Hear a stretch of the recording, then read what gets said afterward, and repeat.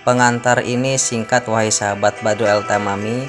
Cukup kalian like, setelah like bagikan, dan setelah dibagikan video ini download dan berikan komentar yang baik. Jangan lupa subscribe, hidupkan lonceng agar kita bisa lebih semangat untuk menyebarkan agama Islam dan memberikan ilmu-ilmu agama Islam kepada umat Islam. Fama afsadahu dan bukan alangkah rusaknya. Fama afsadahu, dan apa yang telah dirusak oleh hadal maghrur, orang yang tertipu ini, yang dirusak oleh orang yang ngaku modelnya ustadz, gayanya ustadz, pakai berjubah imamah tapi hatinya nggak bener. Yang dirusak oleh orang ini ternyata apa yang dilakukan lebih merusak, lebih rusak, lebih banyak. Ma'afsadahu, apa yang ia rusak itu lebih banyak, aktar min ma aslahahu, daripada yang ia perbaiki. Dengan perilakunya yang ngasih contoh yang jelek akan membawa kerusakan yang lebih banyak daripada kebaikan yang dilakukan oleh ajakan lesannya. Dia ngomong sana nggak ada artinya, nggak ada gunanya. Kenapa? Dia sendiri belum mengamalkan kebaikan. Atau dia melarang tapi mengamalkan dia. Orang akan menjijik. Coba kalau kita mengetahui ada orang, kamu jangan melakukan begini, nggak boleh, dosa, tapi dia melakukannya, kita jijik dengan orang itu, nggak senang. Secara otomatis kita akan ngomong pandai ngomong tok. Tapi sebaliknya orang dia mengerjakan sebuah kebaikan, mau tidak mau kita meniru. Lisanul hal antaq wa afsah min lisanil maqal.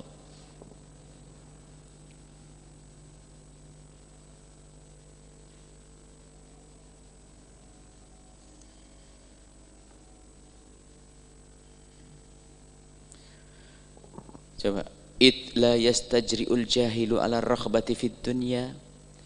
Tidak akan berani-berani orang bodoh dalam berkeinginan kepada dunia.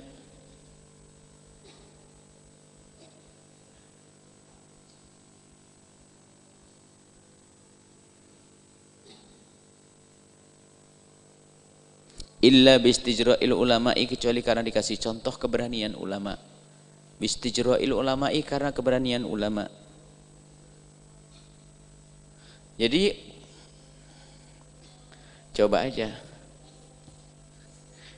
kalau kiainya sangat berbangga, masya Allah ini cincin bagus ya, masya Allah ini jam harganya begini, saya beli di luar nih, harganya berapa ratus juta. Wah, setiap hari kau cerita itu, gurunya tidak gitu, kamu terkena pengaruh, besok bingung, cincin saya jelek, cari yang bagus terus. Omongannya nggak benar, omongannya bangga dengan dunia, murid nggak bisa benar, rusak. Kalau sudah kiainya berani, murid lebih berani lagi. Dan beraninya orang awam dalam melakukan kemungkaran karena apa? Keteledoran seorang alim karena ngasih contoh yang jelek. Makanya dosanya orang yang diberi oleh Allah ilmu lipat. Orang dekat dengan kemuliaan yudha'af lahal adabu, akan diperlipat gandakan dosa, hukuman bagi orang yang ngerti ilmu. Faqad sara ilmuhu, maka menjadilah ilmunya orang tersebut sebab li jara'ati ibadillahi, beraninya hamba-hamba Allah ala ma'asi, untuk bermaksiat kepada Allah.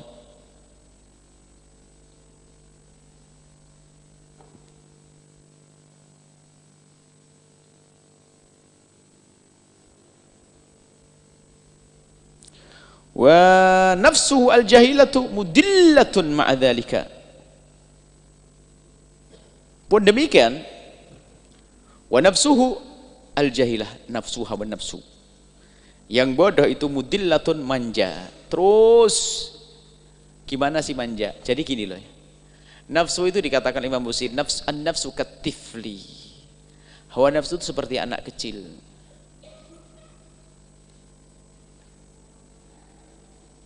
Kalau kita biarkan, akan besar terus nyusui. Jadi bayi itu kalau tidak pernah disapeh sampai 7 disapeh ya, dipisah dari susu, itu sampai berapa pun tetap nyusu itu. Begitulah hawa nafsu itu, kalau tidak pernah diperangi terus manja, mudillah, manja. Hawa nafsunya itu manja, nggak beres-beres. Wan nafsu katifli in tuhmilhu syab'ala khubbir radha'i, ya kan?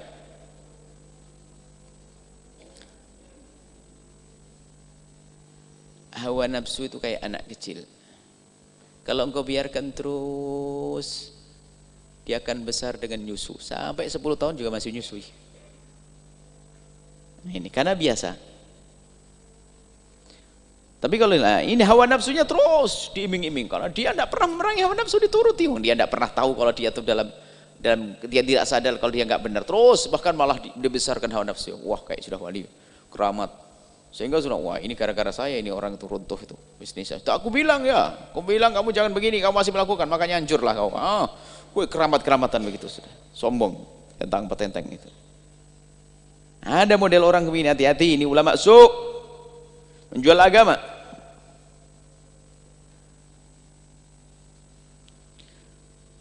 Wa ma'adzalika pun demikian tumannihi wa turajjihi wa tad'uhu ila anna ala ayyamunna 'ala Allah bi'ilmihi wa ma'adzalika tumannihi wa turajjihi pun demikian. Lihat dasar orang tertipu. Orang tertipu hawa nafsunya itu selalu berkata, kamu hebat, tumannihi, memberi angan-angan, turajji harapan.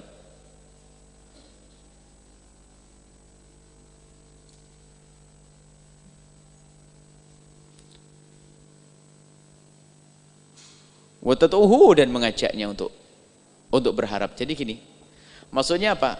Sudah enggak benar, tapi hawa nafsunya masih mengatakan, ngajak terus kepada ketidakbenaran itu. Hebat, lihat. Haji, jamaahmu banyak tuh.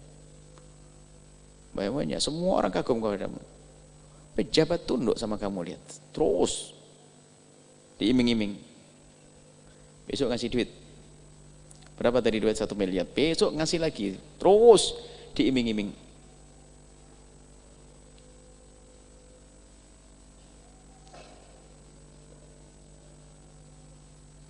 Wa tad'uhil ayyamunna 'ala Allah bi'ilmihi. Ayyamunna 'ala Allah bi'ilmihi. Mestinya kan orang itu kan bersyukur kalau dikasih ilmu kepada Allah. Ya Allah, puji syukur kepadamu ya Allah, kau beri ilmu sehingga aku bisa ngerti. Tapi tidak model manusia ini. Ya Allah, aku sudah bisa berbuat nih ya Allah, ilmuku sudah banyak ya Allah. Lihat jamaah banyak ini. Sombong malahan. Ini ada model begitu, hati-hati. Wa takhayyala ilaihi nafsuhu wa tukhayyil ilaihi nafsuhu, dan mengkhayalkan hawa nafsunya kepada dirinya tersebut, annahu khairu min katsiri min ibadillahi, dia itu seolah-olah lebih bagus di antara orang-orang yang lain. Annahu, sesungguhnya dia khairun, lebih bagus min katsirin min ibadillahi, dari banyak hamba-hamba Allah. Inilah. Yang ketiga ini paling dasar. Imam Ghazali ceritanya panjang. Ulama bajunya imamah, tanya imamah pandai. Bajunya kayak baju ulama. Imamahan, jubahan, wah masya Allah. Tapi dunia lebih kejam, lebih mengerikan daripada Dajjal. Gayanya ngajak kepada kebaikan, tapi sesungguhnya di balik itu adalah untuk kepentingan dirinya, hawa nafsunya. Oh, ini yang paling pelik.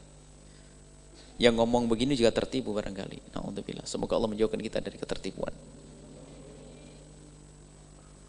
Sudah begitu merasa paling bagusnya. Tidak ada kayak saya ini. Berapa sih santrinya? Berapa orang yang sudah tobat di tangannya? Tobat di tangan kita sudah. Kita punya tim grup hebat. Mulai sombong. Menganggap dirinya adalah orang yang paling baik. Khair min katsir min ibadillahi. Seolah-olah lebih bagus dari yang lainnya. Hancurlah orang begitu, rendah. Itulah ulama Tapi ulama Allah yang sesungguhnya akan sering menitikkan air mata, menyesal, tidak sombong, ulamanya Rasulullah. Fakun, penutup, ayuhat talib, wahai para santri. Hei santri, jadilah kamu minal fariqil awwali, yang menuntut ilmu hanya karena Allah, karena akhirat. Hati-hati. Jangan salah niat dalam menuntut ilmu. Kalau salah, batalin jualan saja. Kalau kamu cari ilmu, cari duit, mending ke pasar sana. Ke pasar sana sudah, tidak usah. Jualan sana lebih bagus daripada kamu cari ilmu harapanmu dunia. Khayal untuk dunia. Wahdar an takuna minal fariqit tsani. Awas jangan menjadi kelompok yang kedua.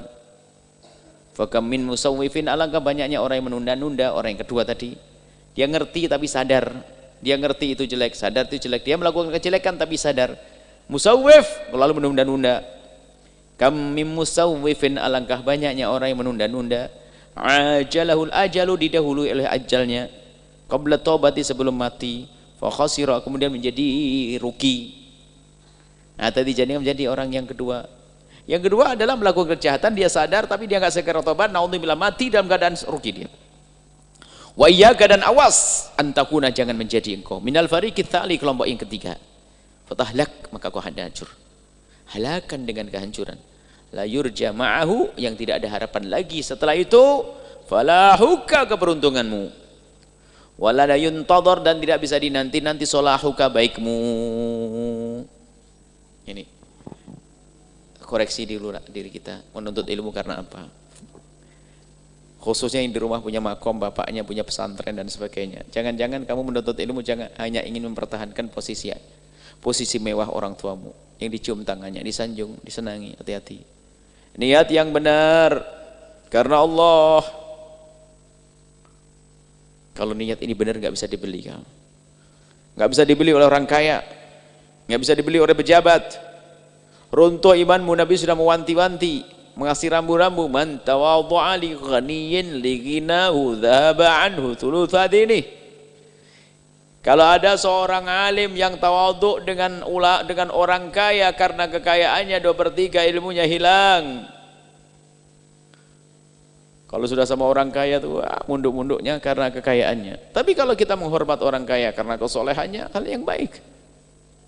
Kalau kita menghormat pejabat karena jabatannya rendah, kita itu 2/3 iman kita hilang. Tapi kalau kita menghormat pejabat karena kesolehannya, ya nggak apa-apa, cium tangannya. Misalnya Umar bin Abdul Aziz, kalau seandainya Umar bin Abdul Aziz datang kepada kita hari ini, tak cium tangannya dan kakinya, karena dia orang soleh yang sangat wara', sangat takut, tidak mau memakai uang negara. Hati-hati. Sampai suatu ketika beliau itu adalah punya hadas besar, harus mandi besar, junub.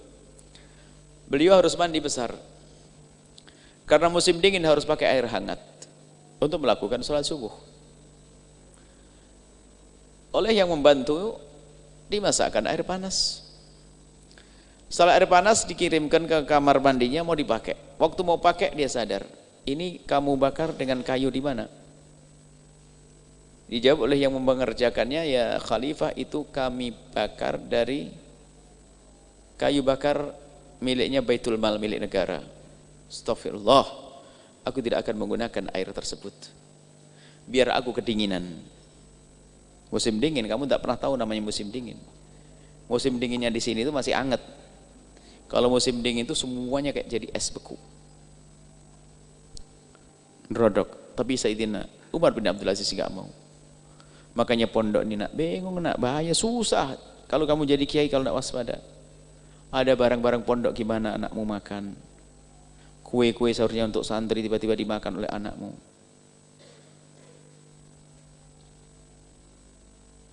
Ada beberapa cara kalian harus membayar, misalnya untuk lepas daripada keharaman. Harus. Misalnya kamu jadi kiai, ada orang ngasih kue, padahal kue belum tentu untuk kamu sendiri, untuk yang lainnya, untuk santri. Tatonya anakmu ngambil seenaknya sendiri. Bagaimana yuk? Nanti Buya kasih cara-cara, diantaranya kamu sudah mengira-ngira. Kira-kira berapa sih yang dimakan oleh anakmu kira-kira 1 bulan? Kamu bayar. Termasuk diantaranya mungkin suatu ketika kamu ada menjadi seorang ustadz, dikasih uang, potong berapa persen untuk membayar barangkali anakmu makan makanan tersebut. Wah, bahaya loh nak ya. Ada di dapur orang ngasih, yang makan pertama siapa kadang-kadang? Anakmu kan, karena yang paling dekat. Gimana itu semua kamu menyelesaikannya? Paling susah. Hati-hati, jangan seenaknya.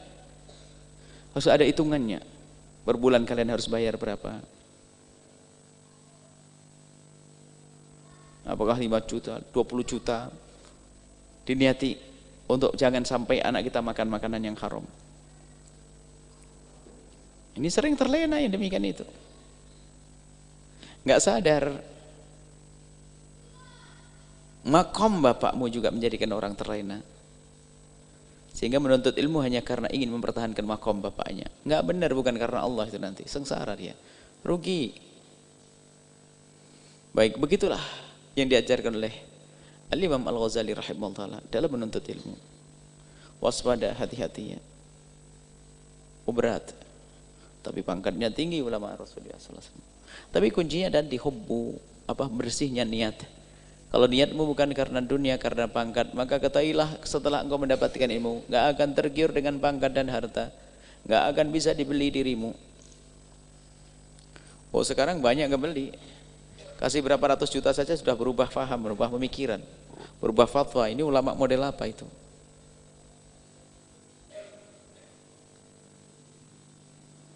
Dan hendaknya semua orang dari kita ini waspada, takut. Jangan merasa bersih. Dan kadang kita perlu menjaga jarak antara kita dengan orang kaya. Kita harus, kalau ketemu orang kaya wajar saja kita. Kita tidak akan datang ke rumahnya mungkin, kecuali karena di saat dia sakit. Sampai datang ke rumahnya orang kaya bisa saja runtuh imannya itu. Dan orang yang kaya yang ikhlas tuh nggak harus kita datangi dia. Dia ngerti berbuat baik. Banyak pejuang-pejuang sini orang-orang kaya, dia tidak tahu rumahnya di mana dan dia tidak tersinggung kok. Kita tidak pernah nginjekkan rumahnya banyak kok. Dan mereka enjoy, mereka nyaman, sampai tidak tahu rumahnya mana, tidak tahu. Kalau kemudian bahannya sakit, yang meninggal baru kita datang. Dan kadang kalau kita harus datang itu setan yang berbicara itu. Datangnya karena Allah atau karena dia orang kaya, itu masalah nanti. Oh, berat. Jadi ulama kalian nanti berat sekali. Godaanmu adalah dunia sama pangkat. Pejabat. Saya merinding kalau tiba-tiba ada pejabat kalian langsung berontak, berdiri. Ada artis berdiri. Terus apa sih? Apa yang menjadikan kalian kagum? Kalau artis soleh ya karena kesolehannya. Pejabat yang soleh karena solehannya. Nggak tahu. Bangga fotonya sama pejabat. Foto sama artis bangganya setengah mati. Ini model apa kamu itu? Hah? Kok bisa? Disimpan punya foto dengan ini dan sebagainya. Astagfirullah. Mana? Apa kebanggaan itu?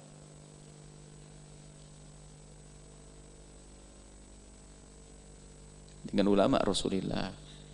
Ulama yang tulus.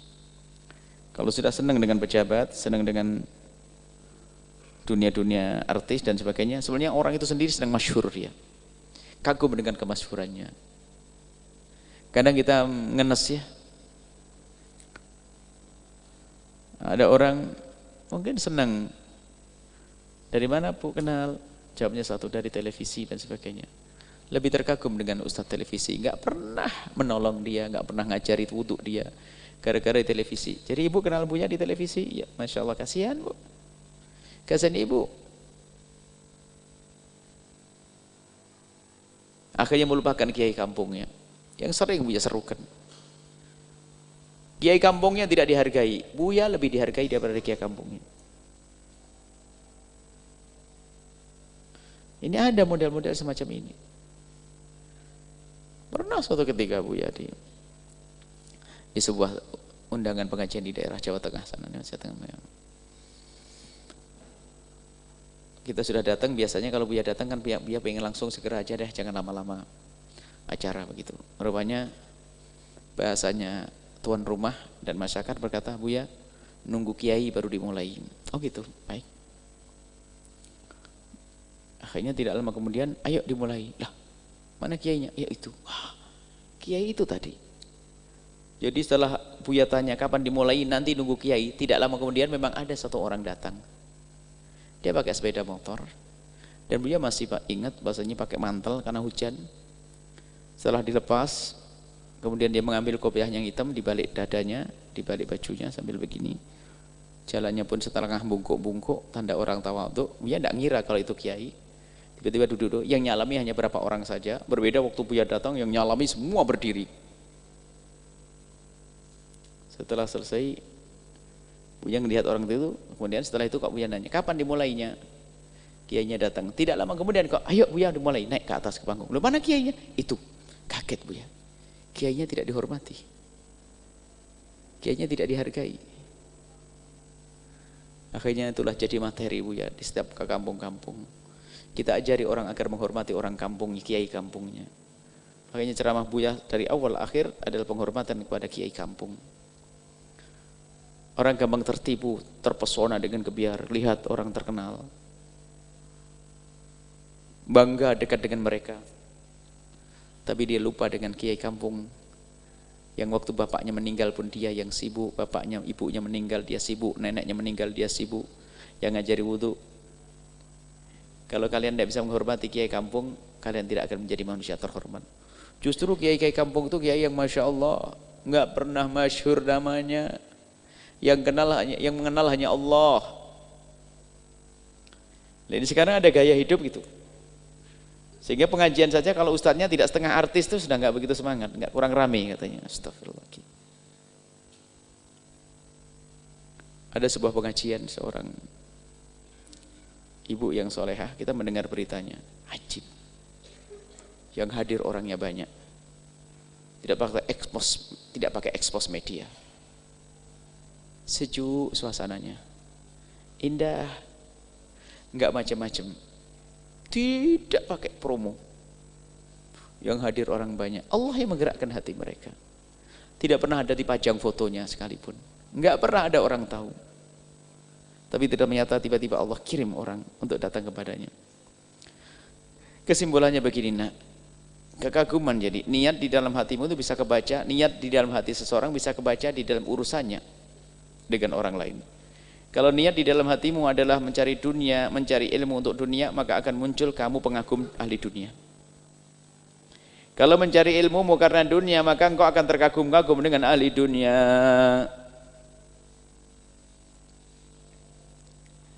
Pantang berdiri untuk orang kaya karena kekayaannya. Awas. Tapi kalau ada orang kaya yang soleh, ada di antara sesepuh kaya soleh, dia cium tangannya kok. Ada di antara orang-orang kaya yang soleh, Buya hormati bukan karena kekayaannya, tapi karena dia soleh. Dia takut kepada Allah. Dia takut keharaman. Orang awam, tapi dia kaya, bukan karena kekayaannya. Jangan berdiri karena kekayaannya. Jangan berdiri karena jabatannya. 2/3 imanmu akan hilang. Hati-hati. Urusannya dengan niatmu. Jika niatmu mencari ilmu karena dunia, lihat kamu akan terkagum dengan ahli dunia. Dan kamu akan terpesona dengan kebiar dunia. Sengsaralah dirimu. Semoga Allah menjaga kalian. Tapi yang menuntut ilmu karena Allah, untuk mencari ridho Allah akan semakin indah. Dan indah karena dia dekat kepada Allah Subhanahu wa ta'ala. Nabi Muhammad ridho dan akan membuahkan ketulusan. Semoga Allah menjadikan kita penuntut ilmu yang karena Allah. Diberi oleh Allah ilmu yang manfaat. Dijaga hati kita. Dijaga hati kita. Dijauhkan kita dari menjadi ulama su. Dijauhkan kita dari menjadi ulama-ulama yang dimurkai oleh Allah. Semoga Allah memilih kita menjadi kekasih-kekasihnya. Panjang umur kita dalam ketaatan serta sehat walafiat. Dimudahkan untuk mengamalkan ilmu. Dijauhkan kita daripada hubbud dunya. Dan semoga Allah menjadikan dunia di tangan kita, jangan jadikan dunia di hati kita. Allah mudahkan urusan orang tua kalian dalam mencari rezeki, dapat rezeki yang halal penuh berkah. Dan semoga Allah mudahkan kalian untuk meniti kemuliaan, sehingga kalian mulia di dunia dan di akhirat. Allah menjaga akhlak kalian, menjaga kehormatan kalian. Allah mengampuni dosa kita semua. Mengampuni dosa orang tua kita dan guru-guru kita. Panjang umur semua, sehat afiat, husnul khatimah. Al-Fatihah.